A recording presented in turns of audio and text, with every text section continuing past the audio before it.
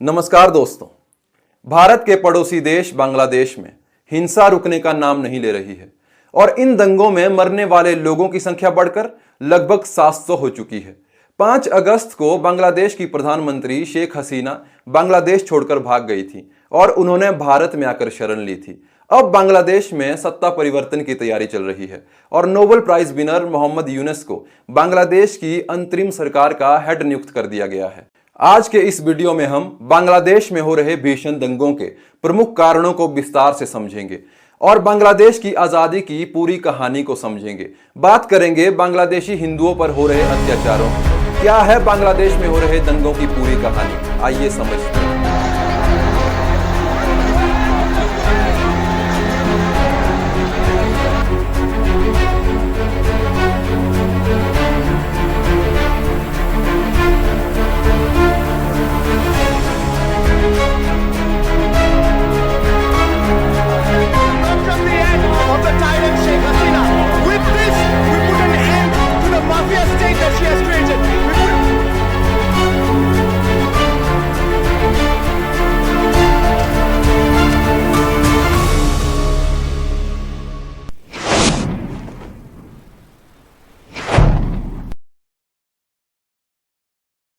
कहानी शुरू होती है साल 1905 के बंगाल विभाजन से।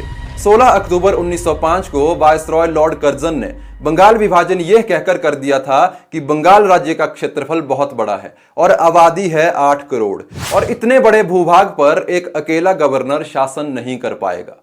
पर असल में अंग्रेज बंगाल में डिवाइड एंड रूल पॉलिसी को हाइपरबोलाइज कर रहे थे। उस समय के बंगाल में उड़ीसा, बिहार, असम, पश्चिमी बंगाल और पूर्वी बंगाल शामिल थे। उस समय का पूर्वी बंगाल ही आज का बांग्लादेश है। बंगाल को वायसरॉय लॉर्ड कर्जन ने 2 हिस्सों में डिवाइड किया था। नवगठित बंगाल में पश्चिमी बंगाल, उड़ीसा और बिहार शामिल किए गए, जिसकी राजधानी कलकत्ता रखी गई और गवर्नर बने एंड्रयू फ्रेजर। दूसरे बंगाल में असम के कुछ हिस्से और पूर्वी बंगाल शामिल किया गया, जिसकी राजधानी ढाका रखी गई और बैम्फायर्ड फुलर को गवर्नर बना दिया गया। ये वही फुलर हैं जिनकी एक स्टेटमेंट के कारण बंगाल के क्रांतिकारी बरिंद्र कुमार घोष ने इन्हें मारने की कोशिश भी की थी। फुलर का कथन था कि मेरी 2 पत्नियां हैं, हिंदू और मुस्लिम्स, और मैं अधिक प्रेम अपनी मुस्लिम पत्नी से करता हूं। 1911 में जब लॉर्ड हार्डिंग वायसरॉय बने तो बंगाल विभाजन को रद्द कर दिया गया। जब 1947 में भारत के विभाजन के नाम पर पाकिस्तान की स्थापना हुई तो यह तय हो गया था कि पाकिस्तान एक मुस्लिम देश होगा, यानी धार्मिक आधार पर पाकिस्तान की स्थापना की गई थी और यह तय किया गया था कि मुस्लिम मेजॉरिटी वाले इलाकों को पाकिस्तान का हिस्सा बना दिया जाएगा। पश्चिमी पाकिस्तान में पंजाब के कुछ हिस्सों को शामिल किया गया और पूर्वी बंगाल को पूर्वी पाकिस्तान के रूप में स्थापित किया गया। इन 2 इलाकों का बंटवारा तो हो गया था, पर इनकी भाषा और संस्कृति का बंटवारा नहीं हो पाया था। मतलब पाकिस्तान और भारत में रहने वाले पंजाबियों की भाषा और संस्कृति एक जैसी थी। उसी तरह वेस्ट बंगाल और ईस्ट बंगाल, जो अब ईस्ट पाकिस्तान बन चुका था, उनकी भी भाषा और संस्कृति एक जैसी थी। अगर पूर्वी पाकिस्तान और पश्चिमी पाकिस्तान की भाषा के आधार पर बात करें तो इनमें बड़ा अंतर था। पूर्वी पाकिस्तान के लोग बांग्ला भाषा बोलते थे, जबकि पश्चिमी पाकिस्तान में पंजाबी, बलूची, सिंधी और उर्दू भाषा बोलने वाले लोग रहते थे। मतलब पश्चिमी पाकिस्तान में बांग्ला भाषियों की संख्या ना के बराबर थी। भाषा का यह अंतर दोनों हिस्सों के बीच में विवाद का कारण बना। पश्चिमी पाकिस्तान के लोगों का कहना था कि मुसलमानों की भाषा उर्दू है और पूर्वी पाकिस्तान में बांग्ला बोलने वाले मुसलमान रहते हैं, जिन पर हिंदुओं का असर है। पश्चिमी पाकिस्तान के लोग उर्दू को इस्लाम से जोड़ रहे थे। विवाद तब अधिक बढ़ा जब मार्च 1948 में पाकिस्तान के संस्थापक मोहम्मद अली जिन्ना ने पूर्वी पाकिस्तान के ढाका में एक भाषण दिया और कहा कि पाकिस्तान की राष्ट्रभाषा सिर्फ उर्दू होगी, दूसरी कोई भाषा नहीं, और पाकिस्तान असेंबली में भी सिर्फ उर्दू भाषा ही प्रयोग में लाई जाएगी। State language of Pakistan is going to be Urdu and no other language. इस बयान के बाद बांग्ला भाषियों ने पाकिस्तान असेंबली हाउस के बाहर आंदोलन शुरू कर दिए। प्रदर्शनकारियों में छात्रों की संख्या अधिक थी और इसी बीच पाकिस्तानी आर्मी के लाठीचार्ज में 5 छात्रों की मौत भी हुई। 1956 में बांग्ला स्टेट लैंग्वेज तो बनी, पर पूर्वी पाकिस्तान के लोग इससे संतुष्ट नहीं थे। भाषा और संस्कृति का यह अंतर पश्चिमी और पूर्वी पाकिस्तान के बीच में दुश्मनी को बढ़ावा दे रहा था। हर मामले में पश्चिमी पाकिस्तान पूर्वी पाकिस्तान के ऊपर कंट्रोल कर रहा था। पूर्वी पाकिस्तान के मुकाबले पश्चिमी पाकिस्तान के लोगों का आर्थिक विकास ज्यादा हो रहा था। पूर्वी पाकिस्तान के लोगों तक राष्ट्रीय बजट का 25% हिस्सा ही पहुंच पा रहा था। पूर्वी पाकिस्तान में युवाओं में बेरोजगारी बढ़ रही थी, यानी भेदभाव अपने चरम पर था, और युवाओं में पश्चिमी पाकिस्तान के खिलाफ गुस्सा बढ़ रहा था, क्योंकि उन्हें पश्चिमी पाकिस्तान में सरकारी नौकरी या दूसरा कोई भी काम नहीं दिया जा रहा था। वहीं दूसरी तरफ 1965 में कश्मीर डिस्प्यूट के चलते भारत और पाकिस्तान के बीच में युद्ध शुरू हुआ, जिसमें भारत ने पाकिस्तान को ध्वस्त कर दिया था। हार के बाद पाकिस्तान के दोनों हिस्सों में राजनीतिक और आर्थिक संतुलन और अधिक बिगड़ गया। पूर्वी पाकिस्तान के बिगड़ते हालातों को देखकर 1949 में बनी अवामी लीग के नेता शेख मुजीबुर रहमान पूर्वी पाकिस्तान के हित में सामने आए और उन्होंने राजनीतिक और आर्थिक आधार पर अपनी मांगें सामने रखीं। ये आजाद बांग्लादेश की राह में उनका पहला कदम था। उनकी मांगों से यह क्लियर था कि मुजीबुर रहमान एक अलग देश बसाना चाहते हैं, पर उनकी सभी मांगों को खारिज कर दिया गया। पाकिस्तान के हालात इतने खराब थे कि पाकिस्तान की स्थापना के 22 वर्षों तक अप्रत्यक्ष चुनाव कराए जा रहे थे और दिसंबर 1970 में पहली बार आम चुनाव कराए गए, जब 1969 में पाकिस्तान के राष्ट्रपति जनरल याह्या खान बने। और यह पाकिस्तान में होने वाले पहले आम चुनाव थे और इन चुनावों के नतीजे हैरान कर देने वाले थे। जिस पूर्वी पाकिस्तान के साथ हमेशा भेदभाव किया गया, जिसे आर्थिक और राजनीतिक सुविधाओं से हमेशा वंचित रखा गया, उस पूर्वी पाकिस्तान की अवामी लीग को बहुमत से जीत मिल गई थी। चुनाव 313 सीट के लिए लड़ा गया था, जिसमें अवामी लीग को 167 सीटों पर जीत मिली थी, पर अवामी दल को पश्चिमी पाकिस्तान में एक भी सीट नहीं मिली थी। उस चुनाव में पाकिस्तान पीपल पार्टी को 86 सीट्स मिली थी, जिसके अध्यक्ष जुल्फिकार अली भुट्टो थे। यानी भुट्टो की पाकिस्तान पीपल पार्टी सबसे बड़ी विपक्षी पार्टी बनकर उभरी थी और पूर्वी पाकिस्तान में पाकिस्तान पीपल पार्टी को एक भी सीट नहीं मिली थी। इन चुनावी नतीजों से यह साबित होता है कि पाकिस्तान के दोनों हिस्सों के बीच में दूरियां बढ़ती जा रही थी। अवामी लीग की जीत के बाद पहली बार अवामी लीग के लीडर शेख मुजीबुर रहमान पहले डेमोक्रेटिक इलेक्शंस के चलते पाकिस्तान के प्रधानमंत्री बनने की कगार पर थे, लेकिन भुट्टो नहीं चाहते थे कि कोई बंगाली देश का प्रधानमंत्री बने और अवामी लीग पश्चिमी पाकिस्तान को कंट्रोल करे। इसलिए जुल्फिकार अली भुट्टो ने तत्कालीन राष्ट्रपति याह्या खान से चुनावों को रद्द करने के लिए कहा और कहा कि अवामी लीग को सत्ता नहीं सौंपनी चाहिए। और राष्ट्रपति याह्या खान ने तख्ता पलट कर दिया और उन्होंने अवामी दल के नेता मुजीबुर रहमान को नहीं बल्कि बंगाली राजनेता नूरुल अमीन को प्रधानमंत्री नियुक्त कर दिया। अब पूर्वी पाकिस्तान के लोगों में गुस्सा और अधिक बढ़ रहा था। अब लोग सड़कों पर उतर रहे थे और आजादी की मांग कर रहे थे। पूर्वी पाकिस्तान में हर तरफ अवामी लीग के समर्थक आंदोलन और हड़तालें कर रहे थे। और 7 मार्च 1971 को ढाका में शेख मुजीबुर रहमान ने एक ऐतिहासिक भाषण दिया और उसमें रिकॉर्ड 10 लाख लोग इकट्ठा हुए। रहमान अपने भाषण में पाकिस्तान से आजादी और अलग देश की अपील कर रहे थे। आज बांग्लार मानुष मुक्ति चाहे, बांग्लार मानुष बाँचते चाहे, बांग्लार मानुष तारा आज अधिकार चाहे। কিন্তু দুঃখের বিষয় আজ দুঃখের সঙ্গে বলতে হয় 23 বছরের করুণ ইতিহাস বাংলার অত্যাচারের, বাংলার মানুষের রক্তের ইতিহাস। इस भाषण के बाद उन्होंने पूर्वी पाकिस्तान की आजादी के लिए मुक्ति वाहिनी सेना का गठन किया। मुक्ति वाहिनी सेना में पूर्वी पाकिस्तान के सैनिक और नागरिक शामिल किए गए।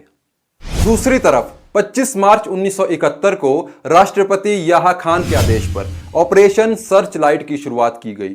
इसका मकसद मुक्ति वाहिनी सेना का खात्मा करना था। ऑपरेशन सर्च लाइट में मरने वाले लोगों की संख्या थी लगभग 30 लाख और अवामी दल के लोग भारत आने लगे थे। एक साल के अंदर पूर्वी पाकिस्तान से 1 करोड़ से ज्यादा लोग भारत में शरणार्थी बनकर आए और इन लोगों ने वेस्ट बंगाल, असम, मेघालय और त्रिपुरा जैसे राज्यों में शरण ली।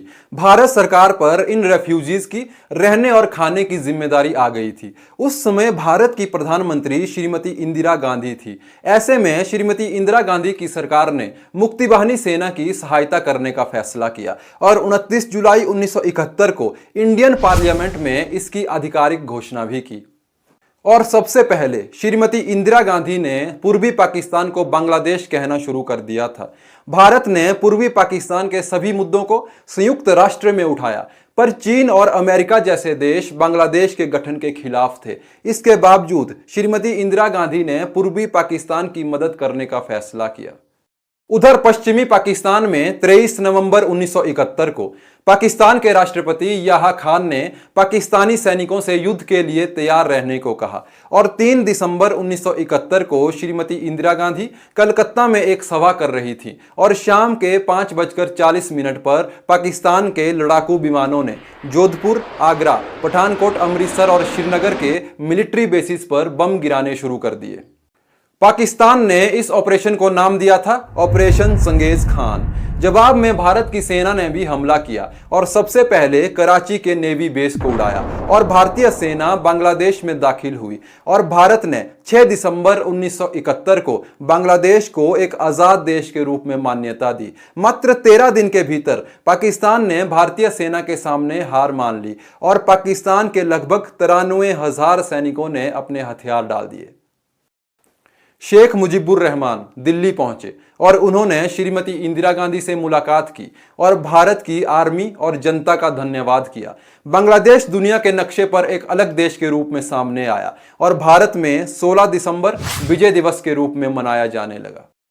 और अब बात करते हैं हाल ही में बांग्लादेश में हिंसा क्यों भड़की। बांग्लादेश में दंगे होने का मुख्य कारण है सरकारी नौकरियों में रिजर्वेशन।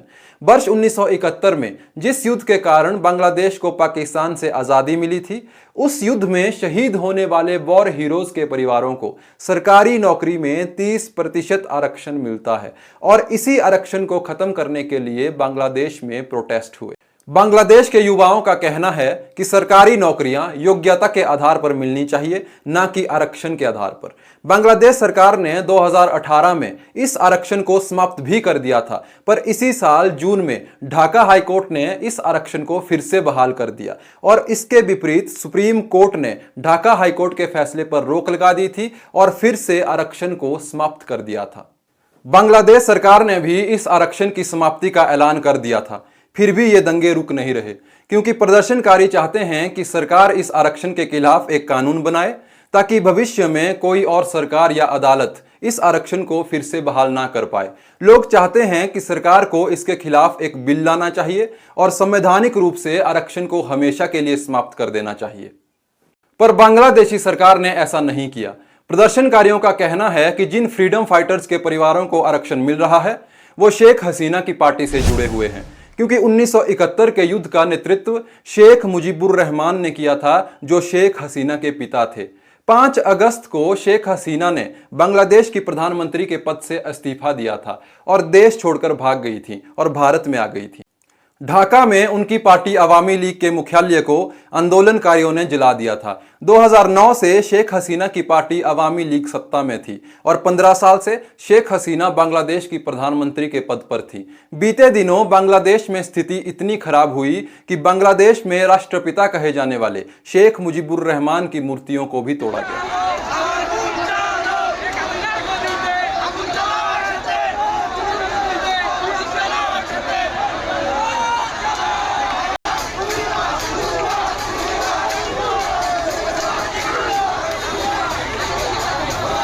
और इन दंगों से 1 करोड़ से ज्यादा हिंदू जो बांग्लादेश में रहते हैं खतरे में आ गए हैं। अब तक सैकड़ों हिंदू घरों को जलाया जा चुका है और हिंदू मंदिरों में आग लगा दी गई है। हिंदू देवी देवताओं की मूर्तियों को तोड़ा जा रहा है। ये सारी बातें ये सोचने पर मजबूर कर रही हैं कि अगर ये सच में एक छात्र आंदोलन था या लोगों का गुस्सा सिर्फ सरकार पर था, तो ये लोग हिंदुओं पर इतने अत्याचार क्यों कर रहे हैं। अब तो रिजर्वेशन भी समाप्त हो चुका है और देश की प्रधानमंत्री शेख हसीना भी देश छोड़कर भाग गई हैं और बांग्लादेश में अंतरिम सरकार का गठन हो चुका है, जिसके head Nobel prize winner Mohammad Yunus को बना दिया गया है। इससे एक बात तो साबित होती है कि प्रदर्शनकारियों में ज्यादातर लोग छात्र है ही नहीं। ये वो जिहादी लोग हैं जो हिंदुओं को बांग्लादेश से भगाना चाहते हैं और अब तक इन दंगों में 400 से ज्यादा हिंदुओं की मौत हो चुकी है।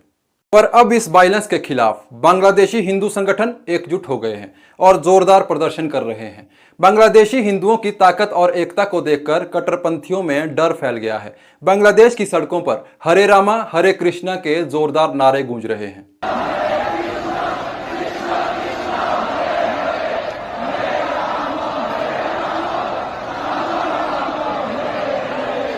बांग्लादेश के हालातों को देखते हुए भारत के प्रधानमंत्री श्री नरेंद्र मोदी ने अपनी सेना को सतर्क रहने के लिए कहा है और भारत बांग्लादेश की सीमा पर बीएसएफ फुल अलर्ट पर है। आज के लिए बस इतना ही, मिलते हैं नेक्स्ट वीडियो में। Thank you.